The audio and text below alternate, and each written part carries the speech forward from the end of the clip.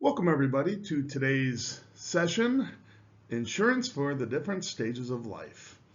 Before I get started, let me just give you a quick introduction for any of those who don't know who I am already. My name is Bill Rossitto. I'm a financial advisor here at Alliant Retirement Investment Services in the San Francisco Bay Area. I've been at Alliant Retirement Investment Services since 2019. However, I've been doing this as a profession for over 25 years. So in this session, we're going to be focusing on the security and peace of mind that life insurance can bring to your financial life, frankly. It is true regardless of your circumstances, including your family situation, your financial assets, your career, or your age. The objective of this seminar is to increase your understanding of the many ways that life insurance can provide financial security and peace of mind, not just for you, but also for the people you care about. I am not here to sell you life insurance. I promise you that. Our team here at Alliant Retirement Investment Services is focused on helping you understand the ins and outs of investing, saving for retirement, and a whole lot more. So take a look at our website, ARIS, ARIS.Alliantcreditunion.com to see our list of weekly seminars, our podcast, Invest Savvy, our blog, and a whole bunch of other financial resources. I'm going to be starting out our seminar by talking about who needs life insurance and why. This should give you some insights for assessing your own needs before we talk about different policies and strategies for different life stages or circumstances. Regardless of your age, there are options that may help you plan and prepare for your future. I'm going to be sharing information about the benefits life insurance can provide business owners to help mitigate business risks and provide other benefits. Finally, I'm going to talk about the risk assessments that insurance companies use when they're determining whether or not to provide you the insurance you want. Just in case you're wondering, I'm not going to be making any specific recommendations, nor am I here to try and sell you life insurance. Everybody's needs are different.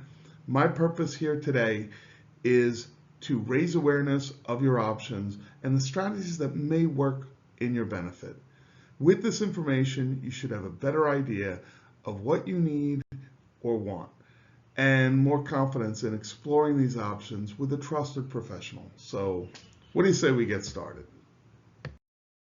Today we have a lot more insurance options than most of our parents and grandparents ever did. And that's really important for not only our peace of mind, but also for the sense of security that it provides for our loved ones. Life insurance provides parents of young children reassurance that their kids will have financial support if either one of the parents die unexpectedly. It can also provide people who are in their peak earning years protect their wealth while accumulating tax-deferred income. People who are thinking ahead and developing their estate planning strategies can incorporate life insurance to protect their plans so that they can give more to future generations and frankly less to the IRS. Everybody's least favorite uncle, Sam. Business owners can also use life insurance as a strategy to help secure business operations if there's a change in ownership or a loss of partner, and for other reasons that we're going to discuss later. Some individuals and business owners also use life insurance to benefit charitable causes as well. Life insurance is typically purchased to provide a surviving spouse, children, or other named beneficiaries with the financial support that they're going to need to maintain a comfortable standard of living, pay off debt, and fund future expenses such as college tuition or things like that. So how much is that? Well, as you might guess, this takes a little time to figure out. You can start by looking at your current routine living expenses along with your net earnings after taxes. You also need to include any outstanding debt, whether it's your mortgage, a car, or college loans. On top of that, add in future costs, such as I mentioned before, college tuition for your kids and financial support for your surviving spouse through retirement. Most people seek a death benefit that can potentially cover all of these costs and future costs. You find that you're going to find different calculators online if you search them out. And you may also see some cookie cutter approaches to buy a policy that provides 6 to 10 times the amount of your annual salary. Similarly, there's other approaches to multiply your annual salary by the number of years you have left until retirement. The problem is that these cookie cutter approaches don't really work for everyone. And some might not give you the peace of mind that you're really looking for in a life insurance policy in the first place. That's why you may want to sit down with a professional to analyze what your particular needs are and discuss what options are best for your needs. Today I'm going to be reviewing the two primary types of life insurance: permanent life insurance and term life insurance. Permanent life insurance provides, lifetime coverage. Whole life, variable life, and universal life all fall into this category. Term life policies provide coverage, but only for a predetermined time period or term, hence the name. Before I dive any deeper into these, I just want to make sure that everybody's clear on the terminology commonly used with life insurance.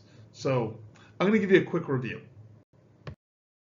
These criteria are really critical to keep in mind when you're evaluating life insurance policies.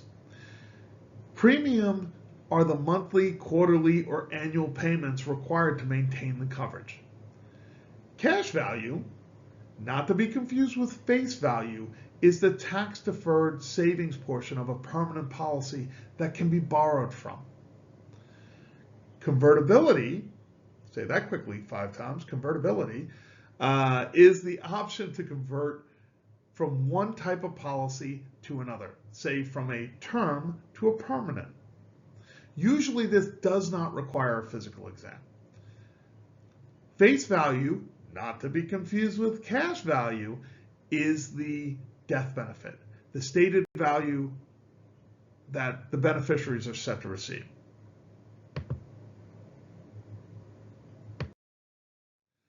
Term life insurance is typically a lot less expensive than permanent life insurance. This is especially true for younger people. As you get older, your health risks increase. Well, so do the premiums. Term policies are written for a specific period of time, such as 10, 20, or 30 years. They may be renewable at the end of each term, with increasing premiums that can become extremely expensive for older individuals.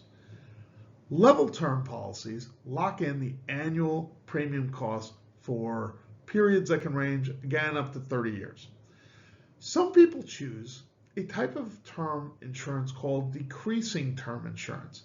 This is a renewable term life insurance with coverage that decreases over the policy's life at a predetermined rate.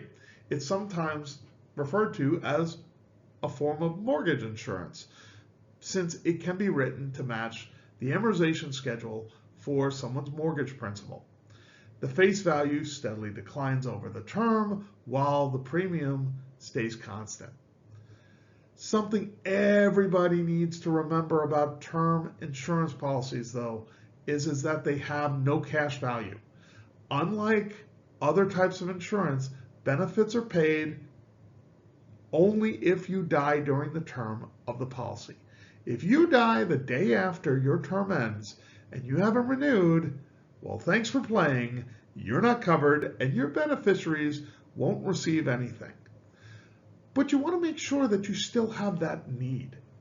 So for that reason, anyone considering term insurance might want to look for a policy that is renewable up to age 70 and can be converted to permanent insurance without a medical exam, or at least have it go to the age at which that need no longer exists, like your kids have already gone to college or your mortgage is, if not paid off, close to being paid off. There are different types of permanent life insurance, such as whole life, variable life, and universal life. We don't have time to review the specifics of each, but you might want to look into them a little further. If you do, you're going to see, for example, that whole life policies have a fixed premium, meaning that you pay the same amount each year. Universal life policies have flexible premiums, and you can change the amount you pay each year as long as you pay the minimum. All of them have this in common. As long as you continue to pay your premiums, you're able to combine the death benefit protection with the ability to build your cash value on a tax-deferred basis.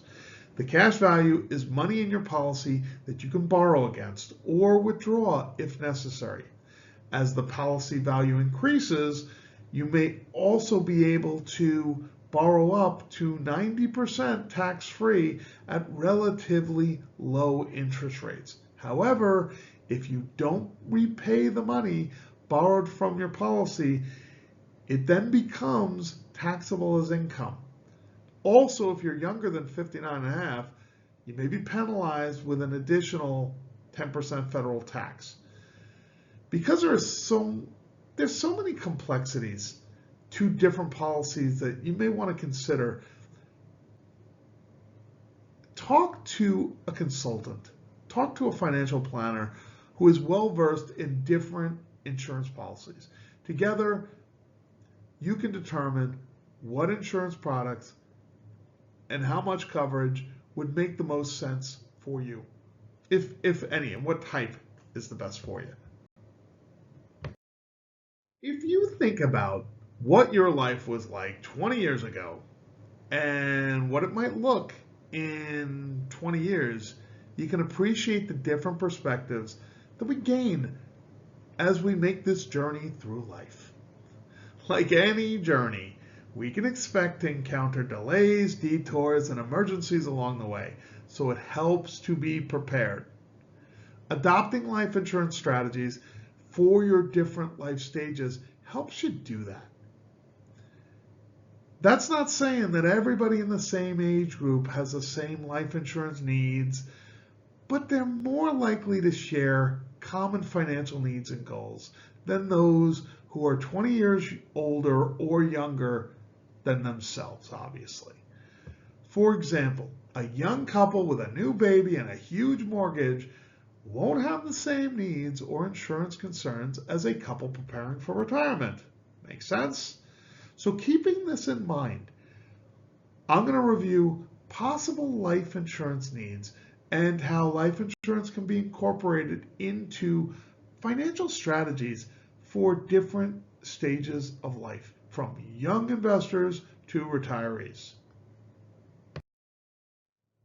Now, if you're young, single, and childless, you probably don't need life insurance yet because it's primarily used to provide income for someone whose financial security is tied to you.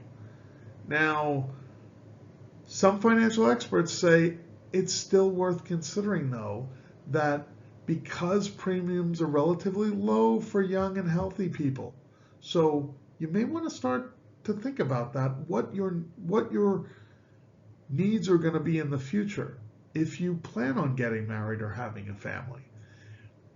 If you're newly married, you and your spouse are now financially tied together, and so you both may want to look at life insurance as a way to replace future lost income and to cover any large debts.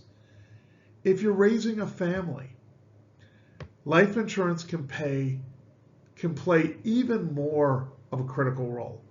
A few years ago, the USDA estimated that parents could expect to pay about $233,000 on food, shelter, and necessities through age 17 for a child born in 2015. If you add in projected inflation, that figure increases more than $50,000 to over $280,000, and that's back in 2015. Another consideration for parents is how much they want to contribute towards their child's education. Based on the calculations by the College Board, college expenses for a child born this year will be about $270,000 for a four-year degree at a public in-state university. It's over $500,000 at a private university. So these financial goals may be challenging even with two parents contributing, and may be impossible for a family that faces unfortunate circumstances. As you know, obviously if one of the parents dies. In that situation, life insurance might be the best option to support the surviving spouse and help your children go to college without accumulating debt. Believe me, I know, I got 3 in college right now. So if you want more information on these, you can check out USDA.gov, and that's for the cost of raising a child, or you can go to bigfuture.collegeboard.org to estimate college expenses and stuff like that, or frankly, we can help you do it as well. Those in their middle years with no spouse or children to provide for, well, life insurance may sound like a waste of time and money. Well, don't make that assumption without first weighing the potential benefits. For example, ask yourself, are there any family members, friends, charities, organizations that currently rely on you for financial support? Will the assets you entrust to them in your will be sufficient for them after you're gone? And don't forget about yourself in the future that you hope to have in retirement. If you like to invest in your own financial security, you may want to consider life insurance as a way to accumulate additional tax-deferred wealth. Again, we're not here to sell you life insurance. These are just two of many reasons that adding life insurance can possibly benefit your financial strategy. Once your kids are growing on their own, you retire, and your financial priorities shift. Your life insurance needs may also change. Maybe no one depends on you financially anymore. You paid off all your debts and you've accumulated substantial financial assets. Great. So even though you may not need it as much as you did when your kids were young, you may also find that life insurance can still provide valuable benefits for you and your survivors. You can use it to support your favorite charities, for example, or set up a trust for your grandkids. More on trusts in a minute. Your life insurance may also help your heirs pay estate taxes on the transfer of your property without having to sell off or liquidate anything. Estate taxes are levied by state and federal governments on the transfer of property at death. That property includes real estate, jointly owned property, tangible personal property, life insurance, employee benefits, and a whole list of other assets. These taxes are paid out of the decedent's assets before the assets are distributed to the heirs. Because recent tax laws, the 40% federal estate tax really only impacts the country's most wealthy. In 2020, the tax is levied at only portions of an estate valued at more than $11.5 million, or a little over $23 million for married couples. Estates valued less are exempt from federal estate taxes, though. Your spouse is the logical choice to be beneficiary of your life insurance, right? Well, that's true for many older married couples, but there's another option that you may want to consider: a trust. A trust takes away some of the potential burden for the surviving spouse, who may not be comfortable managing a large sum of money from a life insurance policy. A trustee, such as a banking or an insurance professional or a person you trust, would be in charge of investing, managing, and distributing the policy proceeds for the benefit of the surviving spouse. Another consideration is to have a contingency plan for beneficiaries. Be sure to name a secondary beneficiary in the case that the primary beneficiary has died. In that case, the insurance proceeds go to the named individuals. Oftentimes, trusts are set up to benefit adult children or minor grandchildren. If no contingent or secondary beneficiaries are named and the primary beneficiary dies, well, then the death benefits for the covered decedent must go through probate court and distributed according to the decedent's will. If there is not a valid will, the beneficiaries will be determined according to the laws of that particular state. So the moral of the story is, please plan ahead to avoid these kinds of issues. If you're a business owner, you may want to ensure that a family member or partner who's active in the business can successfully take it over when you're gone. Life insurance is often employed as the funding agreement in buy-sell succession strategies. Even with multiple partners, the death benefit provides cash, enabling the beneficiary or beneficiaries to buy out the deceased partner's share of the business and continue operations. Another potential threat to small business is the loss of a key employee, which is the term for an employee whose death would create a disruption in the business because of the loss of their experience or unique skills. Using life insurance in a key business continuation plan can help provide funds needed to replace the lost revenue when hiring and training a replacement. Another reason for business owners to consider life insurance is the ability to used as a supplemental benefit to attract or retain key employees, such as executives. Life insurance has also been used frequently to fund deferred compensation agreements and to supplement life insurance coverage for those key executives.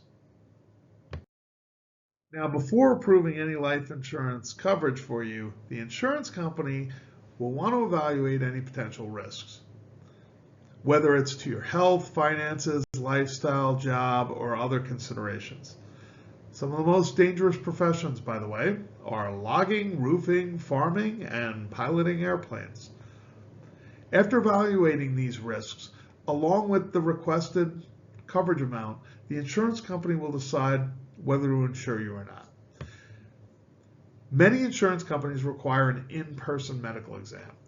If you have a complicated medical history, the insurance may deny your coverage or charge you a higher premium. There are also some no exam policies, but they're usually more expensive with a lower face value. So if you request a large policy but live on a modest income, the insurer may question you about why you need so much coverage. Some people might also think that they got too many medical or lifestyle complications to qualify for any insurance. But there are options that might work for them. For example, there is survivorship life insurance, also called last to die or second to die policies. This is a contract that insures the lives of two people and pays a death benefit to a beneficiary only after both people have died. We know, sadly, that death is not the only hardship that we should prepare ourselves for or our families for. Disabilities and the need for long-term care while you're still living can also cause extreme financial distress for individuals, couples, and families. Most people will need long-term care eventually. The U.S. Department of Health and Human Services issued a report a couple of years ago, 2017, stating that someone turning 65 today has almost a 70% chance of needing some type of long-term care services and support in their remaining years. Disability insurance and long-term care insurance can help your living expenses if you become disabled or chronically ill. The coverage includes a range of rehabilitative, nursing, and social services for those who need ongoing assistance. Although it's primarily by older adults who need help bathing, dressing, eating, or essential other care, long-term care insurance can also be used by individuals at any age who have become debilitated by accident or illness. Okay, well, winding it all down and bringing it all home, let's review the topics that were covered today. I began by exploring how people can benefit from life insurance, what needs it can fulfill, and how it can support financial strategies that people may want to adopt for different stages of their lives. I also talked about the two primary types of life insurance, permanent life and term life, along with their uses, and then dug a little deeper into possible life insurance needs at different life stages. I covered some reasons why business owners may want to incorporate life insurance into their business plans, and finished up by talking about risk assessments and the benefits of long-term care and disability insurance. Now, I know this was a lot of information today, but I hope that today's presentation has provided you with some clarity about the different perspectives, benefits, and options related to life insurance at various life stages. There's a lot of information to absorb, and I get that, but I hope that you now have at least the basics to identify and anticipate your own insurance needs and begin to act on them. Before I wrap up today, I just want to repeat a suggestion. Consider working with an insurance professional. No matter what insurance you may think you need or already have, you can really benefit from working directly with an insurance professional.